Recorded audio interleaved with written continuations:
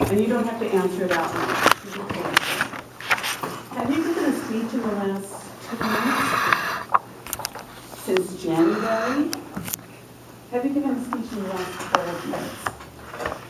If your answer to any of these questions is no, I have one more question for you. What's holding you back? If you're like 90% of the people on the planet, what's holding you back is fear. Tonight in my speech, I want to persuade you to give a speech by the end of June. We have 4 Mondays left in the month of June. That's 12 speaking opportunities, and I know you can do it. Right now, I'm going to tell you a story of stage fright. Back in 2004, I thought I knew stage fright. I thought stage fright was just something that got you a little excited before you're going to give a presentation. Jittery voice, maybe butterflies in your stomach, but it actually helped you, and you were over it within 30 seconds or a minute. Well, let me tell you, I didn't know a thing about stage fright until I experienced a complete meltdown in front of 125 of my coworkers, the management team, and business partners from my department at the University of Washington. What could have been so horrible that I had a panic attack in front of that many people? I had just an easy 10-minute presentation to make on my team's activities. And the venue was at our department's staff forum. This was a 3-hour meeting. I was the first speaker, and it should have been really easy. I created my speech on 3x5 cards. So my plan was just to have those cards here, go through them one at a time, read them off, be done, and sit down. But I never dreamt what happened was that I had to hold a microphone to give my presentation. And you can't hold a microphone in one hand and go through 3x5 cards with your other 2 hands. It's just not going to work. And when I was sitting in the audience and I saw what was about to happen to me, the first speaker, I freaked out. By the time I took center stage, I was breathing out of the top of my lungs. I was out of breath. My voice was really creaky because my throat constricted and I could hardly talk. I was just shaking. But somehow I made it through those 10 minutes. I didn't die, but I was visibly shook up in front of everyone I work with.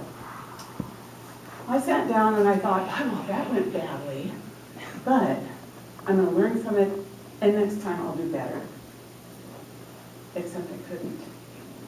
I was seized by the crippling stage fright at that moment, and I couldn't get over it. This became my fear response, and it's an actual thing in your brain where you create pathways that help you respond to a fear. And when you keep using those debilitating pathways over and over, they become the default. Well, I used that as my default for 4 years, and that did me no good for my job, my career, and certainly not my self-confidence. We all know it. We've all faced it in this room. But how do you break that cycle of fear, that fear response circuit? There are 3 steps. There's 3 steps to everything in Toastmasters. There are 3 steps. Step 1 is that you need to face the thing that scares you. If you do that, it will relax that fear response. And the good thing is that with these fear responses, you can actually overcome them by finding a new pathway. The second step is to start celebrating the positive outcomes. That's the first step into finding a new pathway, is replace the fear with something good that happens. And after you replace that pathway, pretty soon a new pathway becomes the default. It's not an easy thing to do. It takes practice, but it can be done. And the third The third one is the critical one. You need to have a strong social network. You need to have those people surrounding you who will help you through these critical times. And folks, that's what Toastmasters is. Toastmasters provides that social network. It's a safe, supportive place for you to come and try something new, to face the thing that scares you, get some positive feedback, and have a strong social network. It doesn't get better than this. This is it. It's Toastmasters. I'm going to go back to my story. What happened after 4 years of me hiding from any public speaking opportunity? A good friend came up to me one day and she said, "Mary, guess what? You and I have been selected to give an icebreaker at the next staff forum." That was the same place that I had my meltdown. And I thought, oh, and I can't get out of it either. She and I sat down and we worked out just a sweet little script for the now 150 people who would be attending the staff forum. After we had it all planned, I went to work with anxiety, laying awake at night, visualizing failure and the whole routine. And I thought, all right, I've had it. I have to change because I can't stand being like this anymore. I'm going to go back to my old self with confidence. And I decided I needed to join Toastmasters. This was 2008. I found, to my surprise, that a brand new Toastmaster club was meeting in the building in which I worked, one floor above me. So I went to the first meeting with my script in hand.